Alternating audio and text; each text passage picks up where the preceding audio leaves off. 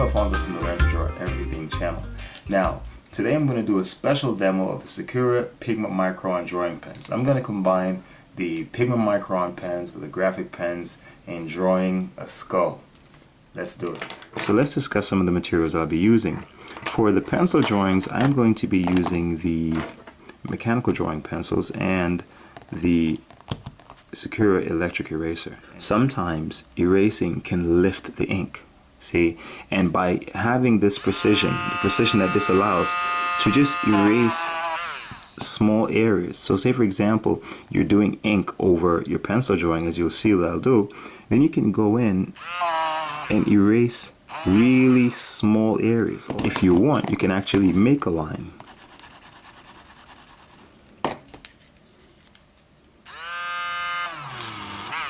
See that? So you can see how you can create highlights with this thing. Really cool. And if you can get your hands on one, I would definitely recommend it. Now, what about the pens? Well, I'll be using two main types of the drawing pens that Sakura offers. I'll be using the graphic pens for covering the large areas and the Sigma microns for the little details and for most of the drawing. Okay, so for most of the drawing, I generally use a really fine point, which is the 005, which is pretty much the smallest point, for carving out the fine details. And then I usually use like a middle point, whether it's a 0.05 or 03 in this case. And I usually use a bold point, which is an 08 here. Okay. Now, as far as the graphic pens, there is the 1, 2, and 3. Now, 1 is more like a round tip. Looks like a like a marker tip, right? And then you have the chisel tips, 2 and 3. So you see they're pretty much identical, but one is just a little bit wider than the other. All right, and they're really useful for covering large areas. I use them a lot. Now the other one that I will use as well is the brush tip. See, it's pretty much like a pen with a brush tip. All right, or you can think of it as a brush with a ink reservoir. Okay, however you want to look at it. But the thing is with the brush tip is that it enables you to do what none of these pens can, and that's to create a line with width variation.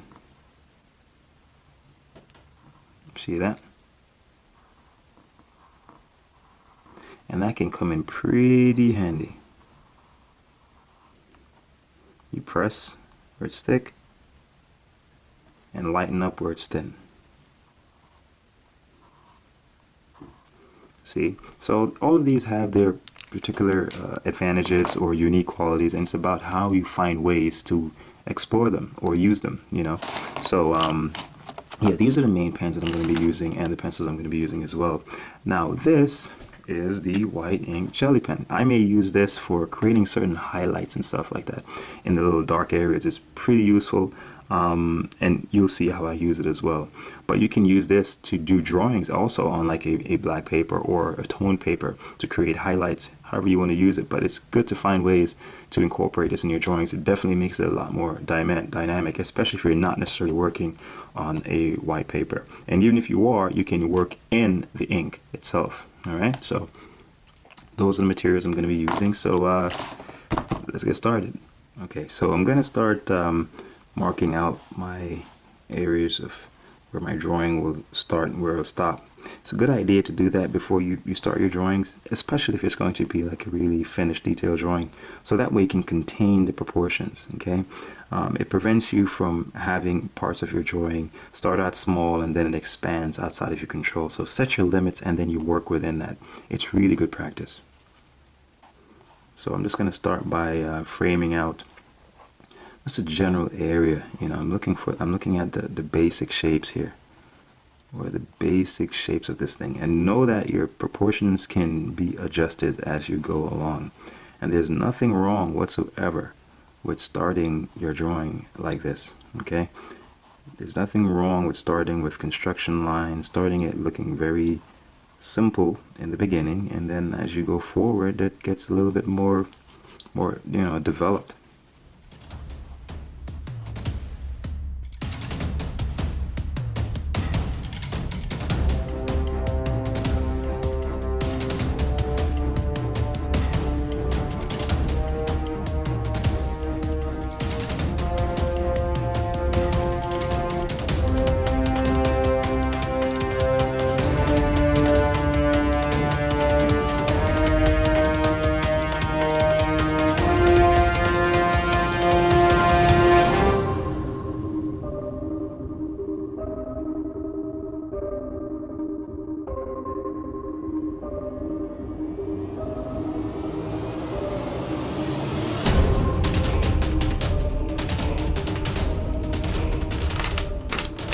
Okay, so the pencil drawing is done.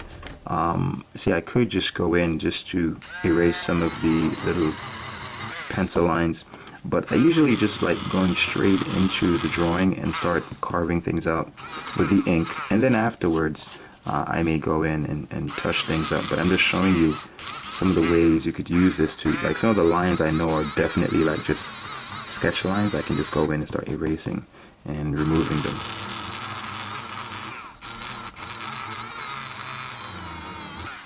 Let's see. All right, so for the pens, here we are. As I said, I'm going to be using the 005 for most of the initial line work, just to start lining things in, creating an outline drawing, and then I'll just instinctively just pick from these as I see the need. All right, so let's get started.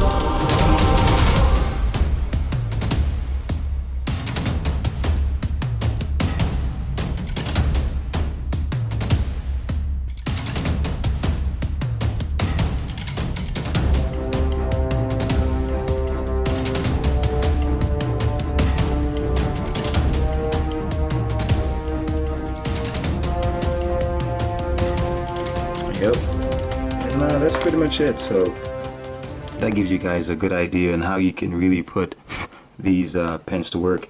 And as soon as you know, all the ink work is done, I can just go in and start sharpening up these little areas, getting rid of all the underlying pencil drawing.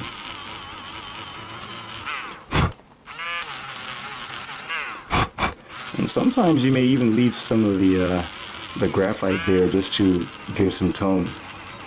Or you can go in with one of the markers or a wash and give things a little bit more dimension.